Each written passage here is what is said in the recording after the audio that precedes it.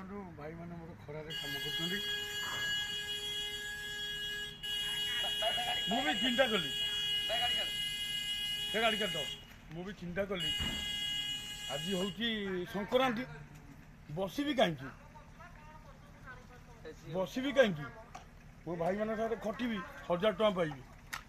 ଆରେ ଖରା ଖରା ଆମେ ଖରା ହେଉଥିଲେ କାମ କରିବାନି ଚୋରି କରିବା ନା କାମ କରିବା କାମ କରି ଖଟିବା ଖାଇବା। ଭଗବାନ ଆମକୁ ହାତ ଗୋଡ଼ ଦେଇଛନ୍ତି ଖଟିବା ଖାଇବା କାହାକୁ ଆଶ୍ରୟ କରିବା ନାହିଁ। ଇଏ ହେଉଛି ମୋ ଭାଇ ୟାର ଟେଣ୍ଟ ହାଉସ୍ ମୁଁ ଟେଣ୍ଟ ହାଉସ୍ରେ ଆଜି କାମ କରୁଛି। 1000 ଟଙ୍କା